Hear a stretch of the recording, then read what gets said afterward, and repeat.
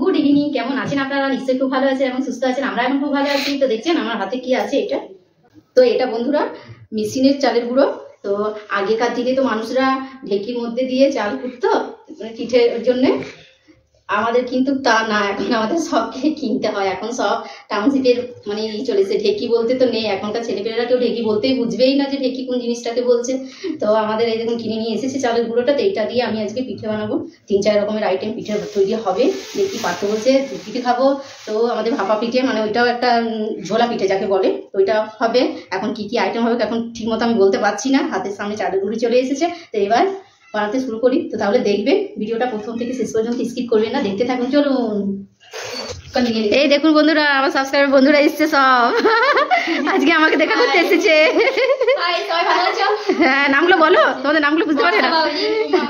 মা, বর্ষা সব এসেছে। আমাদের প্রিয় দিদি, মা খুব ভালো মেয়ে, খুব মিষ্টি মেয়ে। যাই হোক এসেছে, আমার খুব ভালো লাগলো যে যাওয়ার পর দিয়ে আমার সাথে দেখা করতে এলো। কেমন কি বলো, পড়াশোনা কেমন চলছে? খুব ভালো আছে। এই তো এইচএস না মাধ্যমিক দিবে, এইচএস হবে পরে। এইচএস হবে। আর এই দেখুন এটা হচ্ছে কাঁচা তিল। আমি যে একটা রেডিমেড তিল পাওয়া যায়, এখন ওই তিলটা আমি আনালাম না। আমি বলি না, এই তিলের স্বাদটা আলাদাই হয় জানেন তো। এই তিলের হয়তো খাটালি হয়, তো আমি যাই হোক সুদা তিল নিয়েছি, খোসা খোলা তিল। দেখছেন তিলটা সাদা সাদা হয়ে আছে। এই তিলটা খোসা আছে, আর যদি খোসা তিল না নিতাম না, তিলটা যদি একদম মানে কিনা অবস্থায় নিতাম তো কালো থাকতো, ওই তিলটার খাটালিটা প্রচণ্ড। কিন্তু এখন যাই হোক খোলা তিল পাওয়া যায়, খুব জলদির মধ্যে হয়ে যায়। তো দেখুন কীভাবে আমি করছি। কড়াই বসিয়ে দিয়েছি, প্রথমে আমি কড়াইটা বসিয়ে দিয়েছি। কড়াইটা বসিয়ে নিয়ে একটুখানি গরম করে নিলাম। এই দেখুন ভাপ উঠছে, গরম হয়ে গেছে। তিলগুলো সব আমি ঢেলে দিচ্ছি কড়াইটাতে। 300 তিল নিয়েছি এখানে, তো এটাই পুর করবো, তো অনেকটা হবে। 300 গ্রামের নিলাম। তো বন্ধুরা আমি ওই কিনা তিলটা এই কারণের জন্য নিই না, তিলকুটটা ওইটাতে অনেক সময় কি থাকি মিষ্টি জানি না কী সব দিয়ে পরে ওইটা মানে বানায়। তো যাই হোক কি বলবো, মানে ওই তিলটা ঠিক মতো পাওয়া যায় না। আর এটা ঘরে তৈরি করা তিল, তো এই দেখুন এই তিলের পুরটা বেশি দিনও থাকবে। আর যে যার মতো সুবিধা মতন হয়তো খেতে পারবেন, হয়তো বেশি যদি যায় তাহলে রুটি দিয়েও খাওয়া যায় এই তিলটা, এত সুন্দর। বা বাটিতে এমনি বসে বসে খেলেও খুব সুন্দর সুস্বাদু লাগে। তো ওই জন্যে এই তিলটা আমি ভাবলাম যে না, একটুখানি খাটালি হলো, এই তিলটার স্বাদটা আলাদা, তারপর কি বেশিও হবে, ওই জন্য আমি নিয়ে এলাম। এটা ভাবছিলাম যে না ওই তিলটা নিয়ে আসে না থাক একটুখানি, আর মানে ওইগুলো জানি না কত দাম, আর দামও প্রচুর নিয়ে এলাই না, তার থেকে একটুখানি খাটালি হলো, এই তিলের স্বাদটা আলাদাই। আর দেখুন তিলটার মধ্যে একটা সেন্ট বার হচ্ছে কি সুন্দর। তো আমি খুব খোড়া করে ভাজবো না, জাস্ট হালকা বাদামি কালার আসবে, তখন এটাকে আমি নামিয়ে নিয়ে এটা পিসবো।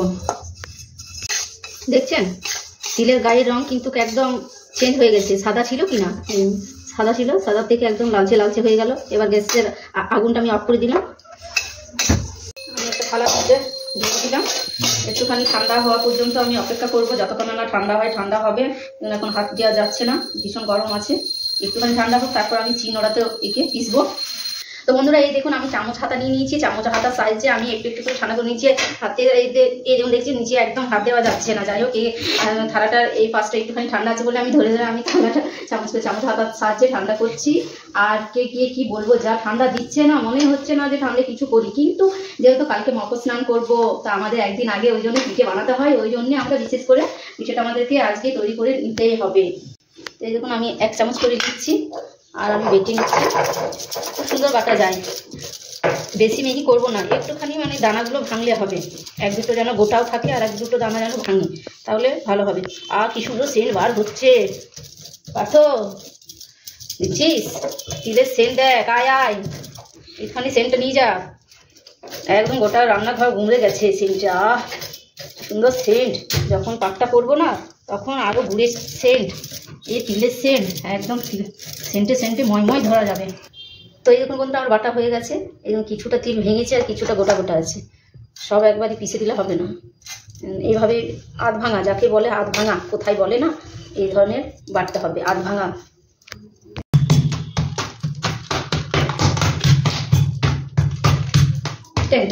এই দেখুন বন্ধুরা 300 তিলের জন্যে আমার কাছে 400 গুড় একদম পিটে নিলাম, গুড়টাকে নড়াতে করে, আপনারা তো দেখলেন। তো এটাকে এবার আমি জল দেবো। তো দেখুন কীভাবে দিচ্ছি, দেখতে থাকুন। আজকে যা খাটালি না বাপরে বাপ, এই পিঠে পরব আসা না, তবেই তো মনে হবে যে হ্যাঁ খাটালি কষ্ট করে পিঠে খেলাম, তাই তো। তো বন্ধুরা কড়াই বসিয়ে দিয়েছি, সামান্য পরিমাণে আমি একটু জল দিয়ে দিলাম, সামান্য জল দিলাম, বেশি দিইনি। তারপরে গিয়ে একটুখানি গরম হওয়া অপেক্ষা করব, যে জলটা গরম হয়ে আসবে এই সমস্ত পুরোটা ঢেলে দিয়েছি। এটা ভালোভাবে আমি জাল দিতে থাকবো। হাতটা চেক করে গেছে, ভালোভাবে নাড়াচাড়া করতে হবে যাতে তলে না ধরে যায়, ওইটা ধ্যান রাখতে হবে। দেখুন ওই জন্য আমি ভালোভাবে নাড়াচাড়া করে নিচ্ছি। আরও হবে। আর এটা পরীক্ষা করার জন্য আমি কাছে বাটিতে জল নিয়ে নিয়েছি। গুড়ের পাক পরিপাক হয়ে গেছে, এই দেখুন, এই তো জলে ধরে নিয়েছি, বসে গেল কি সুন্দর। তিলটা আমি একটু একটু করে দেবো, আর নাড়াচাড়া করবো, একেবারে সবটা দেবো না, একটু একটু করে দেবো। আবার একটুখানি দেবো, এইভাবে নাড়তে হবে আর একটু একটু করে ঢালতে হবে। একসাথে দেবো না, একসাথে দিলে পাক খেয়ে যাবে পুরো, মানে শক্ত হয়ে যাবে, আর এমন খুব সুন্দর হবে। একটু একটু করে দিয়ে চিটটা ধরে গেছে। চিট যদি না ধরে, যদি দেখবেন ঝোল ঝোল হয়ে গেছে, তখন আপনারা হয়তো মুড়ি একটুখানি আধ বাটি হয়তো মুড়ি নেবেন, মুড়িটা ডাস্ট করবেন, হাত দিয়ে ডাস্ট করলে হয়ে যাবে। তারপরে মুড়িটা দিয়ে দিলেও পাক হয়ে যায়। তো আমার যাই হোক কিছু লাগবে না, গুড়ের পরিপাকটা খুব সুন্দর হয়েছে, না মানে বেশি ঝোল হয়েছে না বেশি বসেছে তা না, খুব সুন্দর হয়েছে। আর বেশি করবো না, এটা দিয়ে হয়ে গেল কমপ্লিট। এবার গ্যাসের আঁচটা অফ করে দিচ্ছি।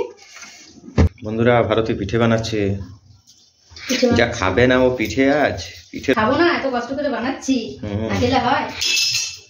কি ব্যস্ত বাবারি, পুরো ব্যস্ত, সত্যি ব্যস্ত হয়ে আছি। ছেলে বলছে মা তাড়াতাড়ি বানাও, তা বলছে হ্যাঁ বাবা একটুখানি পিঠার লেঠা কোথাতে বলেছে, একটুখানি লেট হবে। তাই দেখুন আমি চালগুড়িটা নিয়ে নিচ্ছি, কড়াই বসিয়ে দিয়েছি, কড়াইটা বসিয়ে নিয়ে চালগুড়িটা আমি ঢেলে দিচ্ছি। বেশি করে নেব, কারণ দু রকমের পিঠে হবে তো, ওই জন্য একটুখানি বেশি নিয়ে নেব। চালগুড়িটা আবার কি করবে? গরম? এটা গরম করব। একটা বড় মতো বানালেই তো হয়, এত কষ্ট থেকে। তো বন্ধুরা প্রথমে আমি চালগুড়িটা শুকনো কড়াইয়ের মধ্যে উলিয়ে নিচ্ছি, এবং ভালোভাবে উলিয়ে নিচ্ছি যাতে চালগুড়িটা গরম হয়ে যায়। পাত্রটা আমার ছোট হয়ে গেছে, কড়াইটা একটুখানি ছোট হয়ে গেছে, চালের গুঁড়িটাই বেশি হয়ে গেছে, ওই জন্য নাড়াচাড়া করতে একটুখানি অসুবিধা হচ্ছে। তো আমি গরম জল দিইনি, জলটা যেহেতু দিইনি বলে আমি চালটা এইভাবে গরম করে নিচ্ছি। আর গরম করার কারণে বেশ পিঠেগুলো আমার নরম থাকবে, ওই জন্যে চালের গুঁড়িটা যদি এইভাবে নরম করে করবে তাহলে। তো বন্ধুরা এখানে আমি চাল গুঁড়িটা খুব ভালোভাবে গরম করে নিলাম। গরম করলাম এই কারণের জন্যে, দেখবেন হয়তো অনেকেরই দেখবেন পিঠা বানাবেন শক্ত হয়ে যায়, তো যাতে শক্ত না হয়ে যায়, নরম থাকে, এই কারণের জন্য চাল গুঁড়িটা গরম করলাম। তো আপনারা একবার এভাবে করে দেখবেন। আর এখানে জল বসিয়ে দিয়েছি, এটা দিয়ে মাখাবো ডোটা, ওই জন্যে। তো বন্ধুরা আমি লবণ দিয়ে দিচ্ছি পরিমাণ মতো, লবণ দিয়ে দিলাম, আর লাগবে না, যেহেতু গরম আছে হাত দিয়ে করা যাবে না, ওই জন্য আমি খুন্তির সাহায্যে লবণটা মিলিয়ে দিচ্ছি। লবণটা মাখিয়ে নিলাম, আর গরম জলটা আমি একটু একটু করে দেব। ডোটা এইভাবে মাখাবেন। যেহেতু অনেক গরম আছে ওই জন্য আমি মাখাতেও পারছি না, ওই জন্য আপনাদের দাদাভাইকে বললাম একটুখানি খুন্তির সাহায্যে ভালোভাবে মাখিয়ে দাও। তো মাখিয়ে দিচ্ছে, এরকম দেখছেন ভাব বার হচ্ছে। আর গরম অবস্থাতেই ভালোভাবে মাখিয়ে দিতে হবে, তবে পিঠাটা খুব সুন্দর হবে, নরম হবে। তো বন্ধুরা দেখুন, যেহেতু একটুখানি ঠান্ডা হয়েছে বলে এরকম এখনো ভাব বার হচ্ছে, এরকম ভাবটা দেখুন, ধুমোটা দেখাচ্ছে ধুয়োটা।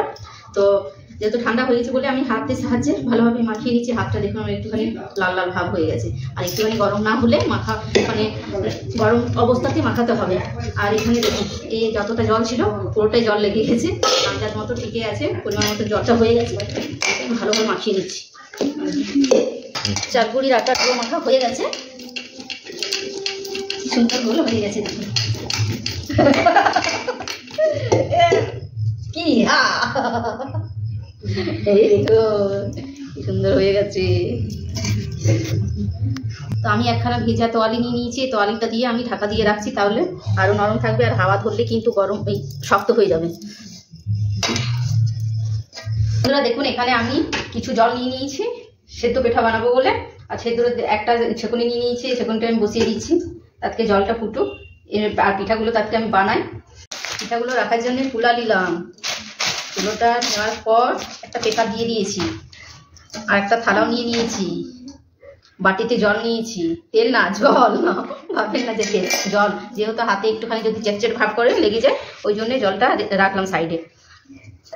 এরকম একটুখানি নিয়ে নিলাম, একটু করে নিয়ে। আর পার্থ আসছে, পার্থ এখন একটুখানি পড়া করছে, ওই জন্য পড়াশোনা করছে। ও বলছে আমি আসছি, তুমি বানাও। আমি বললাম হ্যাঁ, তাকে আমি বানাচ্ছি। পার্থ খুব সুন্দর বানায়। এই দেখুন আমি ফুটটা আনতে ভুলে গেছি।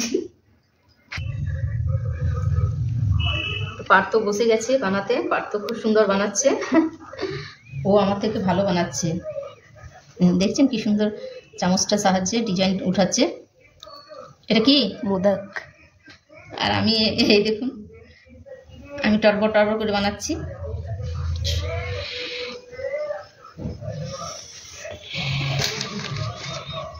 এটা হচ্ছে আমার পুরোনো ডিজাইন, আপনারা জানবেন এই ডিজাইনটা সবারই ঘরে হয়। বলুন ওই ধরনের পারবো না, পার্থর মতন বানাতে পারবো না। তাকে এক ঝাঁক এগুলো তাকে আমি বসিয়ে দিয়ে আসি, কারণ জলটা ফুটে উঠেছে, এখান পর্যন্ত আওয়াজ আসছে জলটার। এই দেখুন বন্ধুরা জলটা ফুটে উঠেছে, এবার সব একটা একটা করে আমি ছেড়ে দিচ্ছি। এটার পিঠার প্রথম ঝাঁক, এটা ঠিক মতো দিতে হবে। সব একেবারে তুলাবি না, যদি না তুলে তখন দুবার দিতে হবে। আর ওইগুলো থাক, ওইগুলো বলি পরে বানাবো। তাকে এই জলটা যেহেতু ফুটে গেছে বলে এটা বলি না, আমাকে এক ঝাঁক চাপিয়েই দিই। বন্ধুরা এটা আমি ঢাকা দিয়ে দিচ্ছি, 5-10 মিনিট পরে হয়ে যাবে, তাকে হোক, বাকিগুলো আমি বানাই। তো বন্ধুরা আমি 10 মিনিট পর চলে এলাম, এবার দেখি। হ্যাঁ হয়ে গেছে, খুব সুন্দর হয়ে গেছে। এবার নামিয়ে দিই।